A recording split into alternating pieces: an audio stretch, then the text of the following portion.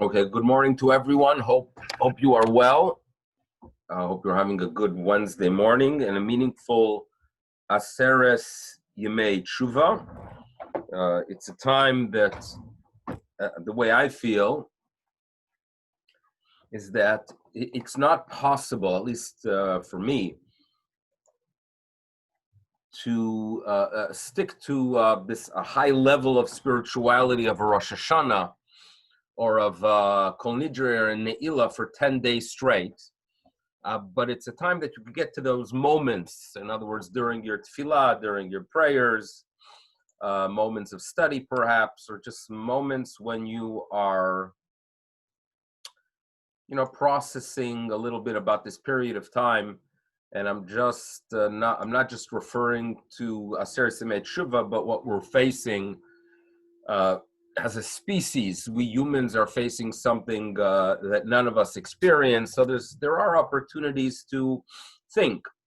And obviously, for us good Jews to think properly, there's information we need. There's information we need to work with. And that raw material that is raw until we use it and develop it is Torah. So I think that it's a period of time that we could focus on studying, turn to books that inspire us, turn online to lectures that perhaps are meaningful, but it's a time really that we must utilize. And that's why historically there's always been a Shabbos Shuva or Shabbos Shuva Drasha. It was an experience in shuls. It was an experience where in many situations, in many cases, Rabbonim, the rabbi giving the talk, would put on his talus, an indication that this wasn't a spiritual activity. I never had that practice. It personally didn't work for me. And I'm not even wearing a jacket now, so this is not a real Shabbos Tshuva Drasha. And an additional reason it's not a Shabbos Tshuva Drasha is because it's a Wednesday. However, due to COVID, we have to accept the fact that Shabbos, we all have our own responsibility of studying our own text. Perhaps we could turn to the Rambam in the laws of Shuva, which is always a fundamental text to turn to. But today we're going to have a lecture, and we're going to start off by thanking our sponsors. We do need sponsors. The shul has expenses, and those who participate, they obviously have their tzedakah checked on their list, and everyone should obviously make tzedakah a part of their to-do list during this period of time. So I'd like to first of all thank Isaac Singer and Dr. Andrea Stern, who are sponsoring today's talk, lecture, shir, to commemorate the yahrzeit of Isaac's mother, Yocheved Bat Yehuda Leib, Zechrona Livracha. The yahrzeit was yesterday, the 4th of Tishrei, and the neshama of Yocheved Bat Yehuda Leib should have an aliyah from our words of Torah. I would like to also thank Susan Jerkowitz, who's commemorating this shir to commemorate the yahrzeit of her father, Alexander Sender Biro, Yosef ben Shmuel, and it's actually the yahrzeit's today itself. Kaddish was said, I know. So the neshama of Yosef ben Shmuel should have an aliyah, and we do thank you very much for the sponsorship. So thank you, Susan, and thank you, Andrea and Isaac. Now, I gave a title to our discussion today, and it relates to denial. Denial, right? Denial was not just a river in Egypt, denial. And when I'm going to talk about denial, it relates to not recognizing realities. And that could be problematic. And I'm going to talk about three different types of denials. So that's going to be our whole talk today. 3 problematic denials. So it will be divided into 1, 2, 3. So welcome to part 1 of our discussion today. And that is a denial of responsibility. Denial of responsibility. We, as humans, are responsible for our actions. Okay? That's piece of information number one. It's fundamental during this period of time when we're supposed to focus on improvement, right? We're supposed to focus on becoming better, recognizing we've made mistakes. And it's always important to remember, when you analyze your mistakes, never ever allow those mistakes to become your whole essence, right? That's the major problem of a tshuva that the individual goes through without guidance. When a person starts questioning their whole existence or view themselves as one big mistake because of their mistake, we have a problem. We have a problem. The way we walk into the season and the way we start this process of taking responsibility has to start off by recognizing all the good we do. And we do good. We do good as Jews. We do good as humans, right? There's a tremendous amount of kindness that's done by the human race, and how much more so by us, Bnei Avraham, Yitzchak, and Yaakov, right? We do a tremendous amount of mitzvot, right? Mitzvot of chesed, mitzvot of tefillah, Torah. There's a lot of good. After I establish that, I have not just the right, but rather the responsibility and the ability to say, okay, what areas need fixing? That is tshuva. However, to walk into that tshuva, you have to say to yourself the following: I am responsible, meaning I made decisions that were not good decisions. So let me go through the process of fixing that past and committing myself to have a better future in front of me. Now, the idea of the person having free will is so fundamental that the Rambam tells us, Reshut lechol adam netuna. This is in the 5th chapter in the laws of Shuva, a very important section to study during this period of time.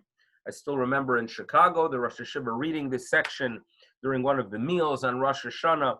Permission is granted to all people that if they desire to tilt themselves and to turn into a tzaddik, hareshut biyado. You have free will. On the other hand, if you believe that everything is predetermined, such a philosophy is followed by what Rambam calls Golmei Israel. You're familiar with the Goylem? So the Rambam calls individuals that don't recognize this fact that we have free will as a golem. A golem. The term golem comes from a vessel that's incomplete. You're not completed. Meaning there's potential there. You could develop a person who does not understand that things are not predetermined, but rather I do have free will, is one, right? That's a golem. He has to work on himself and develop himself. Rambam calls this Amud HaTorah VaMitzvot. This is fundamental. This is a pillar in our Judaism. You hear that? It's a pillar in our Judaism. You know, it comes to mind. There's a woman in San Francisco, or in, I should say, Silicon Valley, by the name of Elizabeth Holmes. Elizabeth Holmes. And it's a fascinating story. She seemed to be is a very bright woman. And she was inspired by Steve Jobs and wanted to make her mark in the high-tech industry. And the way what she came up with in Silicon Valley was a device that through one droplet of blood, you could go ahead and run a whole series of some 200 different tests that require a whole lab. In other words, the brilliance of taking that which required a lab and bring it to the size of a large computer. And this was incredible. Her company, Theranos, was covered by Forbes. She had on her board George Shultz. She was praised by Bill Clinton. Everyone recognized this brilliant young lady in her early 20s or mid 20s that was developing this incredible company that's going to go ahead and a change. It's going to be a revolution in illness detection, because if everyone will have access to these machines in every Walgreens in the US, people will know what they have to go ahead and what health issues they need to address.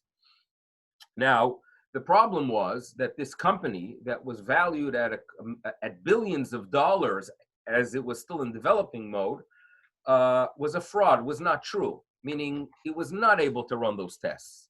And she was able to fool investors, and she ran a company by hiding things from one section to the other. It was one big bluff, one big lie, right? And eventually she was caught. There's a limit how far you could go with a bluff. And I read a book about it about a year ago. My daughter Abigail got a hold of the book as well. She's fascinated by this story, because here you have the ability, with when there's charisma, to go ahead and fool a whole nation, right? To fool the whole world with charisma. And there's something fascinating about human nature. It reminds me of a statement made in the 14th century by Rabbeinu Nissim, that Moshe Rabbeinu, according to our tradition and according to the Torah, was a kvat peh. He wasn't a great public speaker, Moshe Rabbeinu. That wasn't his strength. And yet he was able to go ahead and lead a nation out of Egypt and guide them for 40 years. Says Rabbeinu Nissim, if he would have been an orator, if Moshe Rabbeinu would have been a Martin Luther King Jr. that could inspire with his words, people, lahavdil of course, people will say, you know what? You know why the people of Israel followed him? His charisma, right? He could draw people in, right?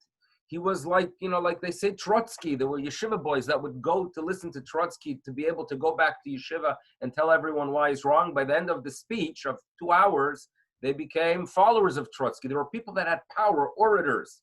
Moshe Rabbeinu wasn't one of them, because the message was a true message. When the message is true, then you could go ahead and teach people and inspire people, even though you're not the greatest communicator. If he would have been that great communicator, people would have attributed the people of Israel following him and his teachings to the individual, to the person. That is what Rabbeinu Nissim tells us. So this story with Theranos was a fascinating one. So obviously, my daughter has been asking me to try to find anything in the news that relates to Elizabeth Holmes, because she's going to go on trial later this year. And eventually, I do find an article where Elizabeth Holmes, the founder and former CEO of Theranos, she's going to seek a defense. Are you ready? Mental disease defense. Mental disease. What was her mental disease? That the lawyers, God bless them, perhaps will introduce evidence, expert evidence, relating to a mental disease or a defect or any other mental condition on the bearing on the defendant on the issue of guilt. In other words, some people simply don't have, due to an illness, the ability to feel guilty. And therefore, that's going to be your defense, meaning she could do whatever she wants. She could rip off millions of dollars from investors, lie to government officials, lie to the Security and Exchange Commission, commit wire fraud, because she's ill. She's not responsible. Why? She has a mental condition that she doesn't feel guilt, right? You have to have a good lawyer, and it's going to be interesting to follow how corrupt the system is. I daven that there is some emes left in the justice, because it's one of the Noahite laws that they should establish courts that function. And I have a feeling that some of the lawyers are members of a specific tribe, which I will not mention. Now, in Judaism, not taking responsibility for things you do is denial, right? As kids do that when they have an issue with the teacher, they blame the teacher or blame the school or blame the material. And that is not taking responsibility. Judaism turns to you and says, you know what? Take responsibility. That's step number one. There's no room for denial of that responsibility. And that's chapter number one in my denial message today. Take responsibility. Obviously, there are 20th century thinkers, Torah thinkers, that do believe that there are areas where perhaps we don't have free will. In other words, Rabbi Dessler, which we've talked about in the past, the great Musar teacher and a great thinker, did believe that there are individuals that perhaps their area of choice will be different than someone else, meaning someone that grew up in a righteous home, right, where he saw righteousness and acts of kindness. So his choices are a higher level than the person that grew up in a house where they were a family of members of the mafia, right? They're at different areas of where that choice needs to be made. But everyone has free will, and they have to make, in his words, in their nekudat habchira, in their point of choice, make the right choice, take responsibility. So that's our message number one of today. Denial of responsibility is an impediment in our Shuva journey. Number two, denial of nature. Denial of nature, meaning it is important to recognize human nature, your own nature, to go ahead and be successful with Shuva. Know yourself. When I get to know myself, and the better I get to know myself, the better I could do Shuva. That's message number two. Now, what do I mean by that? What do I mean by that? So those of you who've have had the opportunity to talk and study over the years, we talk a lot about the school of Musar, how much you could take from it, don't overdo it, right? Musar is like a mint flavor. You know, like some people at home we were making, not me obviously, we're making mint cookies. And you buy a mint extract, right, from No Frills, they have it with Ashgacha. And there was a debate between those who do the baking at home, how much mint extract to put. And I'm always machmer, the less the better, because you don't want to overpower it. So one recipe said 1 teaspoon, another one said half. I said if there's machlokes between them, put a quarter. Why? It's always better to have a hint of something than being overpowering. I was overruled, obviously, but that is my philosophy, that you have to be careful with things that have a very strong flavor or odor, not to overdo it. That's how I view the Musar school as well. Musar has made a tremendous contribution to the Jewish identity and the Jewish way of thinking of this day and age. But if you overdo it, you could create a problem. And one example would be a lot of discussions in the works of Musar relate to the problem of kavod. People should not be rodef kavod, pursuing honor or recognition. And it's a problem, right? We all agree that if my agenda in life is to have recognition, that people should honor me and realize how great I am, I cannot serve my Creator to the fullest, because then my decisions will not be based on what's good for my soul and what's good for Klal Yisrael and the Torah of Israel, but rather my decisions are going to be based on what's best for my recognition. Okay? So that's a problem. That is a problem that we all agree does exist. A person who pursues kavod, pursues honor. Now, I remember Rabbi Keller, Olav Shalom, my Rebbe, used to share a story how there was a specific a rabbi or teacher or preacher that was honored to give a talk before Kol Nidre or right after Kol Nidre, and he had his talis over his head and was walking up the steps to the podium to give the talk, and suddenly he took off his the talis that was covering his head. He waited a few seconds there and then covered his head again, but then again had to take it off. And he did that several times until someone asked him, one of his students asked him, Rebbe, what's the issue? So he said that as I was walking up to give this talk and receive so much honor, you know who I had with me under the talis? The Yetzer Hara, the evil inclination, meaning I was going to do it, but mixed in with my actions was the evil inclination that believed that this is an incredible moment. I'm getting honor, I'm getting kavod, I'm getting recognition. So I wanted him to leave, so I took off the talis that the evil inclination should leave. But when I put it back on, he returned. Now his point was obviously that it's something that people struggle with, meaning when a person is doing something that is beneficial for the community, right?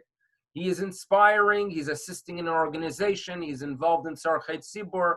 There's going to be that little bit of kavod.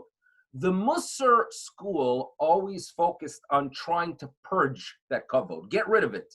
It's awful. That is the school of Musar. Do things, right? Try to purify yourself. Try to uproot the evil in your actions, because kavod, when it goes out of control, it could be destructive. And we know that very well. I would no doubt that all of us could remember some major fights that they saw in communities between individuals that overall are righteous, but that drive to honor could bring out the worst in people. However, a few months ago, I saw a teaching from a different rabbi by the name of Rabbi Weiser the Malbim. Malbim, 19th century commentator on Tanakh.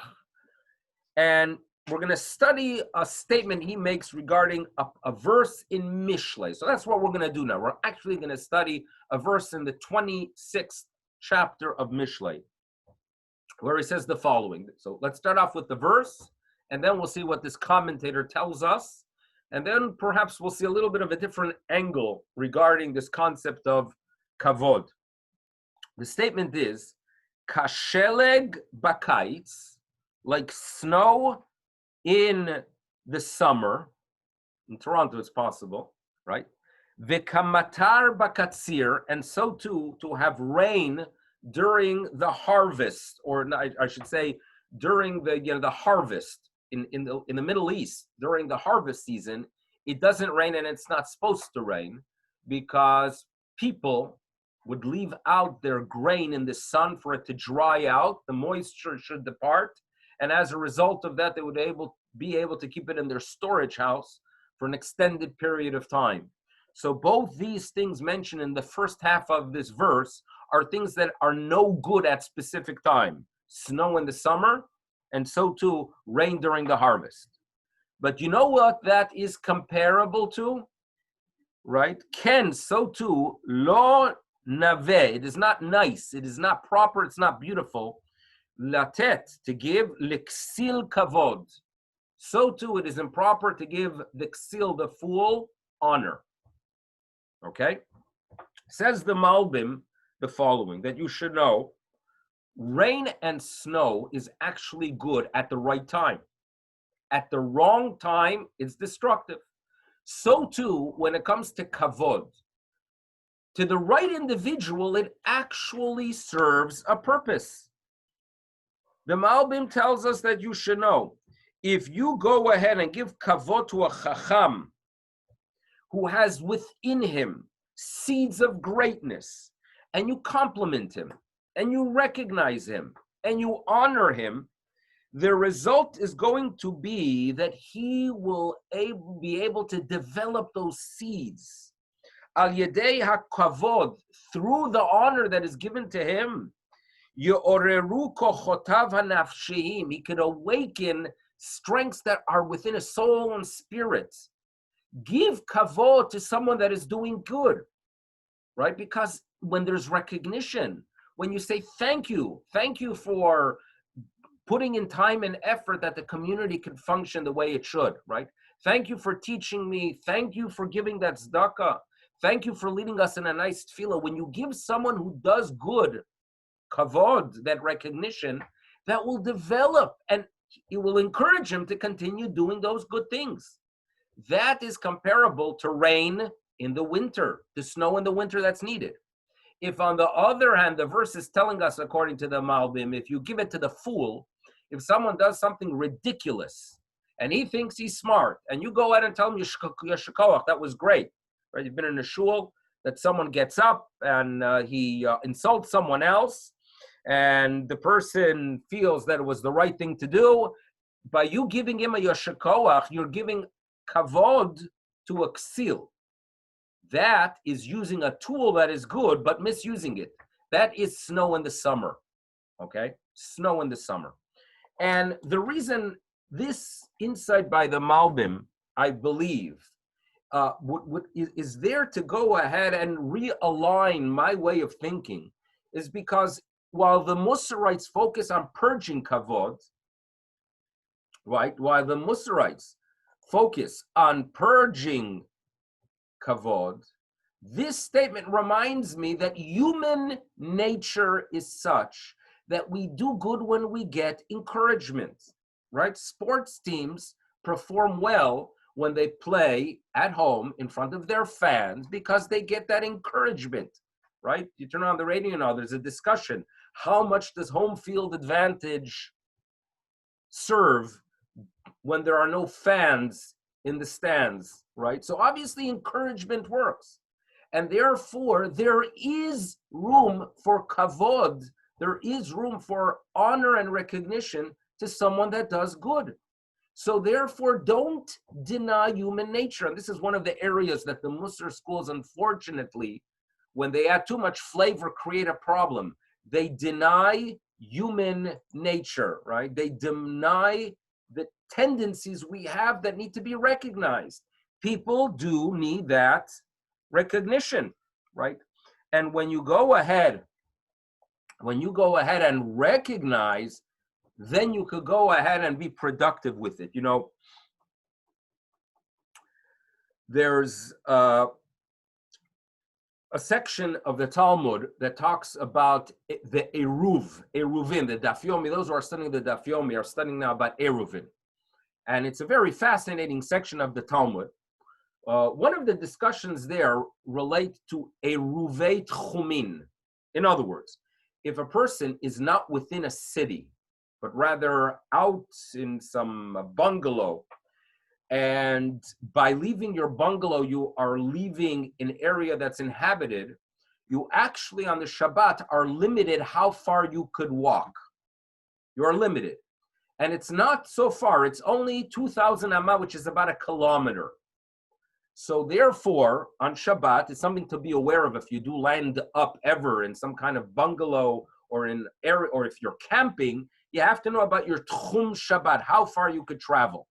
And this was something that was relevant. I remember speaking to someone who went to the Chevron Yeshiva in the late 40s and early 1950s, a yeshiva in Yerushalayim, and he noted how Yerushalayim at that point had so many empty areas that people had to be aware of the laws of Tchumin. Now, there is a section in the Talmud, not our discussion today, that you have the right to extend your Tchum, and that is by having a piece of bread at the end of your boundary. So in other words, for example, I'm in this town, and I have a desire on Shabbat to travel 1.8 kilometers to the east. Okay, for whatever reason, I want to travel 1.8 kilometers to the east, but that's beyond my tchum.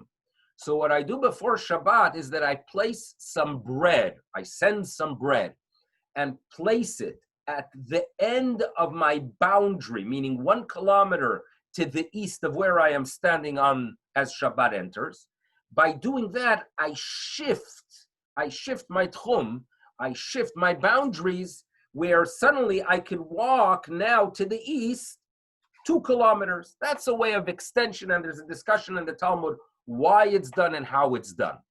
So the Talmud tells us that the perfect example of why a person would have a desire to travel 2 kilometers, and remember, the Talmud notes that this mechanism should be used only for a good reason, like a mitzvah. So the perfect example of someone wanting to extend it would be to go hear a chacham, meaning a scholar is giving a talk, is giving a lecture, teaching words of wisdom 1.8 kilometers down the road to the east.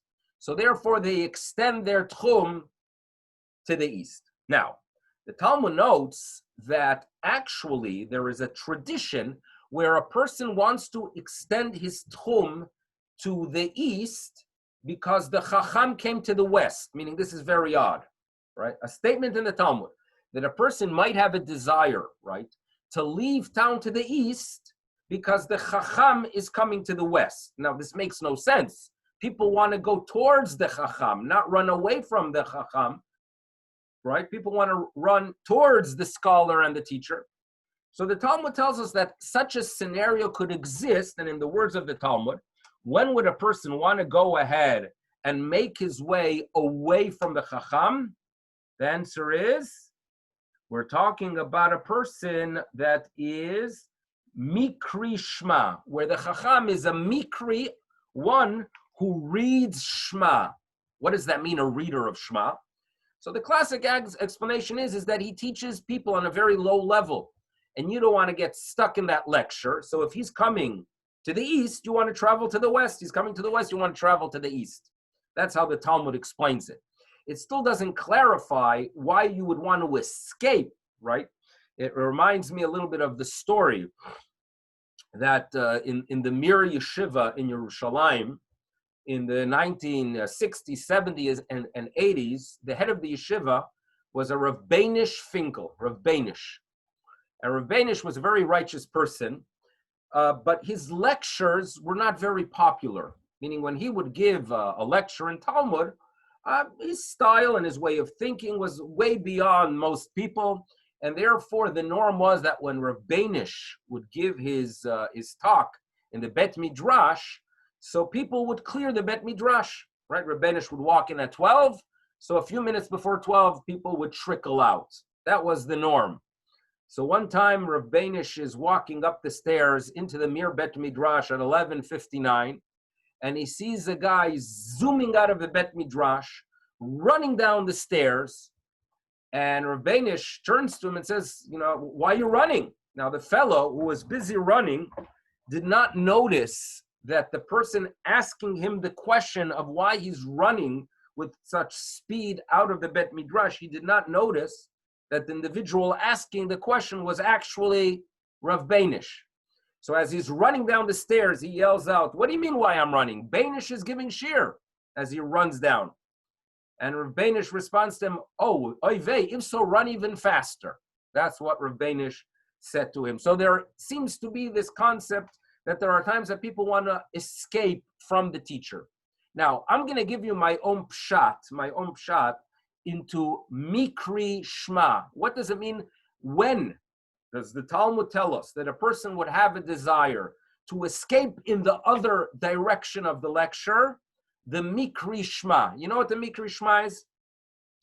There are different types of lectures, right? Some of us enjoy the intellectual, some enjoy the inspirational, some like text, some like stories. That's fine, right? We're all different and it's all kosher.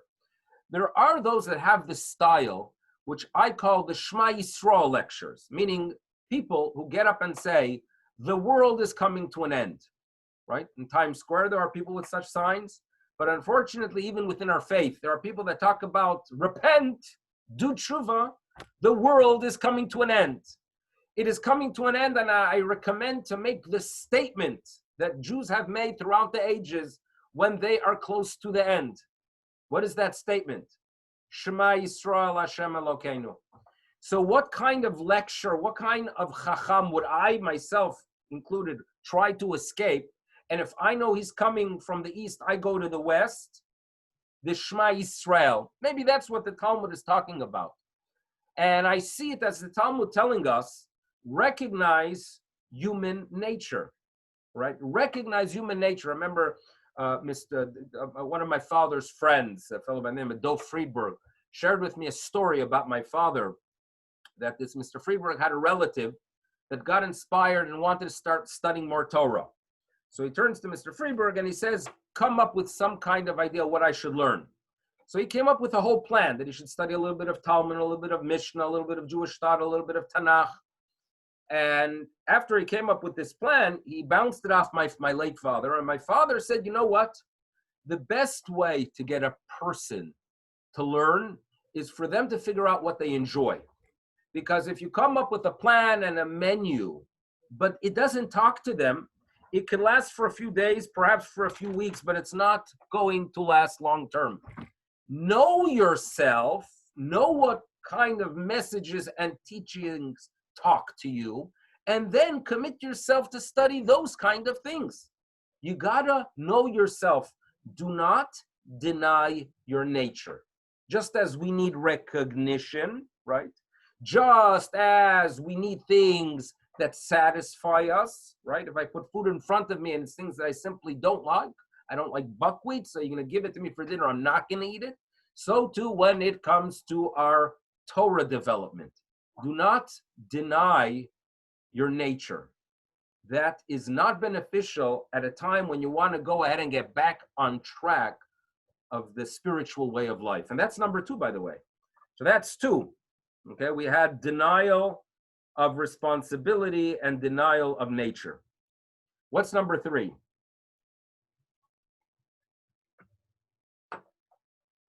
You know, human nature is such, and again, I'm not a psychologist, I'm not a psychologist, but I think, and I didn't have the opportunity to talk to my brother, who I'm sure would be able to give me a whole series of sources for what I'm saying or tell me I'm completely wrong. I believe humans, at times, when they are dealing with a new reality that is challenging, at times they have the tendency to say to themselves, you know what? Actually, the circumstances are not so bad because that which I usually had was not really a necessity. In other words, a way of addressing and dealing with challenging realities at times comes with a denial of needs, meaning if I can't have it, I'll deny that I ever need it. And that could be problematic. In other words, that is not the proper way if it is something that you actually need. In other words, if let's say suddenly there'll be a shortage, chas v'shalom, of coffee, right? And chas v'shalom, I wouldn't be able to get my coffee. So perhaps there I could say to myself, you know what, I could manage without coffee. I know people, right? I spoke to my son Moshe, who mentioned that after Yom Kippur, after Rosh Hashanah, from Rosh Hashanah on, he's gonna stop coffee, not to have a headache on Yom Kippur. Right, so it appears that you could manage without coffee. So there you could say it, but there are things that are basic needs, like food. Right, you take Maslow's hierarchy. There are basic needs that we do have, and when unfortunately we don't have them, please do not deny their importance. Do not deny their importance. What kind of need am I talking about? What kind of need am I talking about? You know, we all talk about Ahavat Israel, right? Loving our fellow Jew. We talk about it. Seeing the good in other Jews, right? Seeing the good in other Jews. There's a story of a person who made Aliyah to Eretz Israel, and he was waiting his whole life to do it. It was a very exciting experience. He gets picked up by a friend and gets dropped off his first night at an Airbnb near Shuk Machne Yehuda. Exhausted from his trip, he's ready to go to sleep at 8 o'clock, at 8 p.m., all excited to finally be in Yerushalayim, waiting to get a good night of sleep, to walk the streets of Yerushalayim after all those decades of waiting to make his way to Eretz Israel. But unfortunately, little did he know that Machne Yehuda at night turns into one big bar. I don't know about now with Corona, but it turns into a bar. And it's loud and there's music, and he did not sleep one bit. So he wakes up in the morning, and someone who came to pick him up noticed that he looked tired and realized that he was unfortunately not in the best location to get a good night's sleep. So they asked this person who made Aliyah, Reb Shloimeh, right? How are you managing with this first difficult night in Eretz Yisrael? And his response was, what do you mean? I had the opportunity of spending a night with Yakirei Yerushalayim. Yakirei, the beloved ones, the precious ones of Jerusalem. And the fellow says to him, Reb Shlomo, what do you mean? You know, I see on your eyes you didn't sleep one wink last night, right? And I know very well what's happening here in the Shuk at night. Why are you calling them Yakirei Yerushalayim? So he said to him the following, that the high priest had to remain in a state of purity on Yom Kippur. And as a result of that, there was a concern that if he's going to sleep, he might lose that state of purity. So we are told in the Mishnah that there were people in Yerushalayim that would stay up the whole night to read or to make noise to keep the high priest alive, that he should retain his state, that next day he could fulfill the avoda the way he should, to fulfill the service on Yom Kippur the way he should. So people would stay up the whole night Yom Kippur for the sake of the high priest. And the Talmud calls them Yakirei Yerushalayim. They think about others. So too, this fellow said, the people in the shuk, they wanted to keep me up the whole night, so I'm going to label them as well Yakirei Yerushalayim. Now, it's a nice story to see the positive about fellow Jews, about Eretz Yisrael. So we always are taught about the importance of Klal Yisrael, right? And, you know, the amount of inspirational stories we've heard about what Klal Yisrael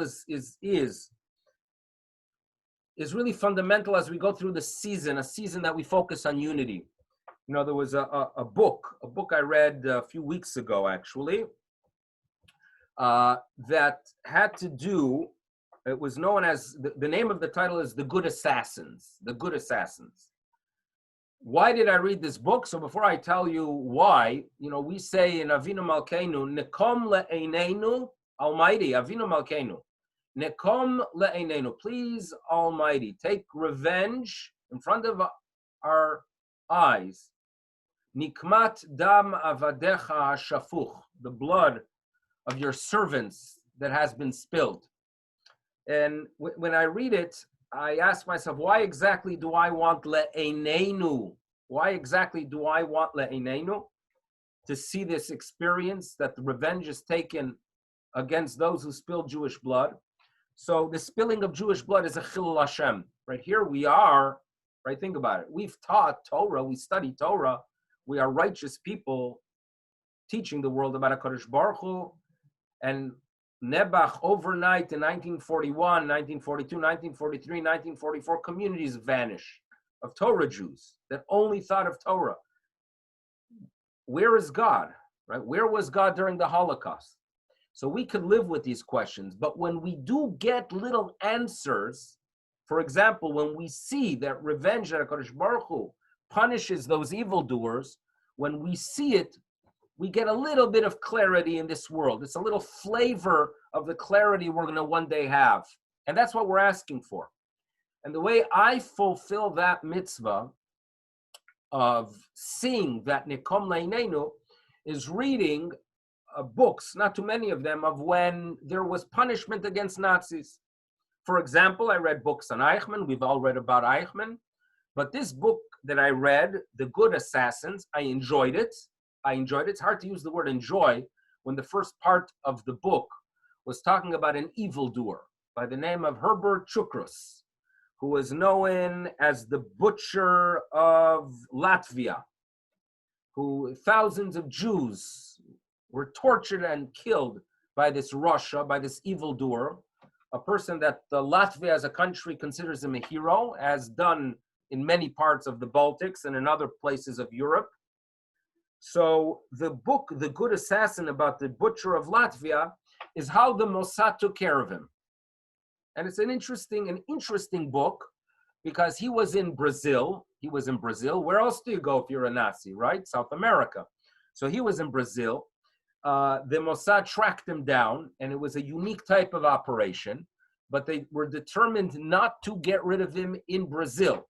They felt that, number one, there's a death penalty in Brazil. Number two, with the large Jewish community, they were concerned that there's going to be retaliation against the Brazilian Jewish community. So they decided that the assassination in 1965 will be done in a country with a smaller Jewish population, and that is Uruguay. And they decided to get rid of Chukrus. The Mossad decided to get rid of him in Montevideo, which that's one part I wasn't happy. Like, okay, we're not going to do it in Brazil, but we'll do it in Uruguay. What do you mean? My grandfather's there. Like, why don't you have sensitivity towards him? Anyway, so it was a very fascinating book. And they're describing there how they eventually entice him to come to Montevideo. And they needed to find a house that they're going to convince him to walk into this house as an investment or some kind of business partnership.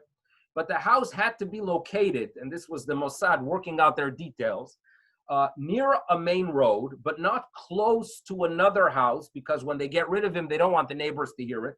So they were they were seeking a property that will have very specific dimensions. Okay, so they're sitting there, the Mossad agent is working through with real estate agents, and eventually they find a property that matches it. They see the pictures, they drive by, and they said, this is perfect. And the Mossad, and it was getting close to the date when this chukros would be flying down from Brazil to Uruguay. So they come into the property. So what's happening is that we have a real estate agent taking a Mossad agent. Obviously, the real estate agent does not know that he's dealing with a Mossad agent. And they knock on the door to meet the actual owner of the property before they sign the documents for the rental. And as the Mossad agent is waiting to finally meet and sign and get on with it, and the door swings open, he sees in front of him, the Mossad agent, standing next to the real estate agent, he sees in front of him a Hasidic Yid with a kippah and payas. And he says to himself, this is no good. This is no good. Why is this no good? So he reports to the other agents the following, that you should know, if we're going to go ahead and kill a Nazi in a property that's owned by a Jew, we don't need anything happening to another Jew.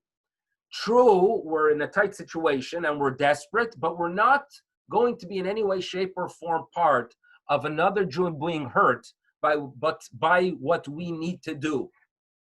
That's what they said. And for me, that was a moving moment. You're on an operation. They spent thousands and thousands of dollars to go ahead and get to this moment. They were gambling of perhaps not finding a property, but they're not going to hurt another Jew, right? That was an uplifting moment. Eventually, Baruch Hashem, I won't spoil it for you, but eventually they did take care of this Nazi, which wasn't so easy. It was a very strong individual. So if you want, you can read the book itself. Ahavat Israel, concern for the fellow Jew, always something that we think about, that we focus about. What I would like to share with you is the fact that the Ribono Shel Olam wants us to be concerned for our nation by creating a small Klal Israel that is known as a community. A community, a kehillah, is our Klal Israel. Meaning I cannot and you cannot go ahead and be kind to all the Jewish people because Baruch Hashem, we're many and you're not going to meet all. But in your kehillah, if you're concerned for the welfare of your kehillah, and that means that I'm concerned not just for those who have, but even those who don't, and realize that there are those that have needs that are emotional, and I'm going to do my part to go ahead and uplift them. I'm going to be concerned for my community. When I recognize the importance of kehillah, and I do for a kehillah, I'm doing for Klal Yisrael. It's a mini Klal Yisrael. That is how I view a kehillah. And I'm mentioning it during this period of time because we're struggling, right? We're not in our communities. We're not in our shuls. We're not interacting the way we should. When we do see one another, we see a big mask with two small eyes on top. This is not the normal way. We connect with food, let's face it, or with a little bit of mashke. We connect with ways that are gone now. Do not allow yourself to enter into a state of denial when you say, you know what, it's not so important, I can manage alone, right? I could get a lecture online. I could get entertainment by following Baruch Hashem, their sports again. You know, I don't allow that to happen. Remember the importance of a kehillah and daven that we return to a kehillah because we need it. We need it. Every single one of us needs it. The takers and the givers, we're a community. We come together. Remember the importance of kehillah. You know, I think it was before Shavuos, we had a community, Rabbi Rafi Lippman arranged the community lectures, and all rabbis in Toronto gave a few minutes online, and I would like to share with you a beautiful word from Rav Korupkin, the rabbi at the Beit. The rabbi of the Beit was talking about Megillat Roots, where Naomi comes back and everyone is shocked to see her because she was a dignified woman with wealth and stature, and she returned Nebuch as a woman who lost everything. And the reaction, the local reaction for Naomi's return from Moab back to the land of Israel was, Hazot Naomi? And Rabbi Korupkin points out, imagine how she feels. Right here she's struggling, and what happens? The whole community is talking about her. And sometimes you say to yourself, what do I need this community thing? They're just dragging a cup. They're complaining about me. They're talking about me. I'm going to move out, I'll move somewhere far away, not have to see anyone. I'll get my spirituality alone. So then right afterwards, the next chapter tells us about the tzedakah that was done, about Boaz, about concern, about people saying, you know what, we'll do for you because you are in need. So yes, Rabbi Karupkin, there are moments in community when we are pained by the lack of seichel by others to not be sensitive to what I'm experiencing and everyone talking about me. But then in turn we're talking, but you still need a kehillah. We need a community. We need a community. Do not allow denial to play a role in shaping how you are going to be dealing with this reality. We need a community. It's fundamental. There's a statement in the Talmud that Choni Ma'agel, a fellow who slept for 70 years, I think you're familiar with this story, and when he woke up, he was not able to converse. None of his colleagues were around, and the way of thinking was different. He couldn't live, and he turns and he says, O chavruta o mituta. In other words, either I have a chavruta, a chaver, someone to connect to, someone that could relate to me, or else it's death. It's not a life alone. And it's something that we must be mindful of, that as we daven during this period of time, right? And we hope for a better tomorrow. Part of what we daven for is to recreate kehilot here and throughout the Jewish world. A kehillah of concern, of connecting.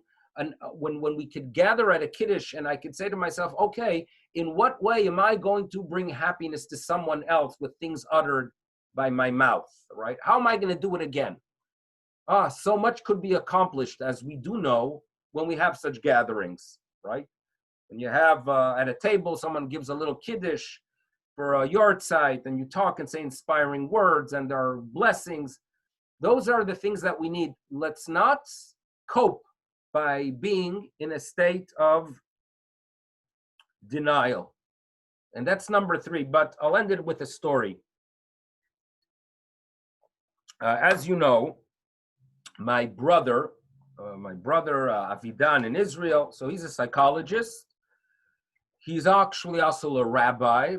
And a few years ago, Ben, I think I've shared it with most people, or if not with everyone, that he did some incredible things in Washington, D.C., my brother. Because there was a shul that had a tragic event. There was a quote-unquote a rabbi who did some awful things in that community, in a shul called Kesher Israel in Washington, D.C., in Georgetown. And the community needed a therapy. They needed to address it from a rabbinic and from a perspective of a therapist and a psychologist. So my brother did some incredible work there. And he kept up with that shul. Even after he left, they wanted him to stay. But his love for the land of Israel was stronger than anything else. So he's in Eretz Yisrael now. But he keeps up with people from that kehillah. He keeps up with some fascinating individuals, So as I'm sitting with my brother a few weeks ago, I had the privilege of Baruch Hashem meeting him. So he shares with me the story of 2 members, right? And both of 2 members of the shul. One of them, his name is Ken, and the other one is Norm. Ken and Norm on Shabbos sit together during a kiddush. I don't know if it's a kiddush club. I don't know if it's during Haftorah. I don't know when. They sit together over a jar of herring. And they schmooze and they talk. And at times, as they're schmoozing there, they're close friends, right? They're close friends. As they are having their conversations, they settle bigger issues. They settle issues that others cannot. Why? Ken is Ken Weinstein. Ken Weinstein is a very, very close friend of someone called Mike Pence. Mike Pence is the Vice President of the United States of America, okay? And he's a Republican. Ken is so close to him that it seems to be that during the Trump administration, he is now the United States ambassador to Japan. And as my brother says, if Pence ever makes his way to the White House, keep your eyes open for Ken Weinstein. Okay, that's Ken. So Ken is very well established and connected in the Republican Party and knows everyone and can get things done. Now that's Ken.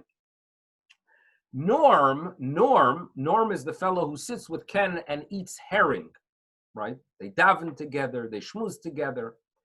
Norm, on the other hand, is a Democrat because Norm Eisen was actually, if you follow the impeachment of President Donald Trump, so the the impeachment counsel for the Democratic Party was Norm Eisen. Norm Eisen was the ambassador, I think, to Czechoslovakia under Barack Obama. So when it comes to perspectives and outlooks and vision of the United States of America, Ken and Norm are from very different schools. But you know what happens? They sit together over herring and they schmooze.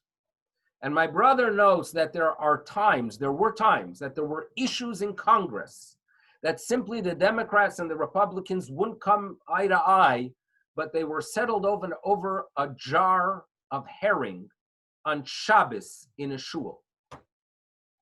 That's a community, right? You could have people from backgrounds that are as different as you could imagine. People that you would expect them to hate one another, but not in a shul, not in a kehillah, not in a community. Because in a community, you come together. In a kehillah, you realize this is what the Almighty wants us to do. There are going to be differences, right? When you drive by a kollel, right, and you see, I remember in the past that you would have an old station wagon and a fancy car. And the old station wagon was of the member of the kollel, and the fancy car was someone that comes to learn Torah. Kehilot, a community brings people together like that jar of herring, and that is what we are missing. And that is something that we cannot allow denial to play a role as a mechanism to deal with the challenge we face. We cannot. It's unacceptable. We have to realize that we need it, and we're going to daven for it. So that's the third unacceptable denial. We need a community. So number one, we need to go ahead and realize responsibility. We need to go ahead and recognize our nature, and we need to realize the importance of a community. And as we daven during this season, let's think about Sim Shalom Tova Uvracha. Have in mind that the Shalom should be as we had Shalom in the past, in a shul where we do for one another, we're concerned for one another. And hopefully with our tefillah, we should merit to go ahead and see a better tomorrow. We mentioned often that this year we know very well what to daven for. And it's a season of prayer, right? The prophet said, Dirshu Hashem b'matzeo, seek out God where he is close. He is close now. So let's utilize this period of time. And hopefully with it, we should merit a good year for the individuals, for the Kehillah. I'd like to thank our sponsors again. And may the words of Torah benefit the neshamos. And I thank everyone for gathering here together virtually. It's a little bit of a Kehillah as well. And it should be indeed a Shana Tova. And we should have a Gmar Chatima Tova.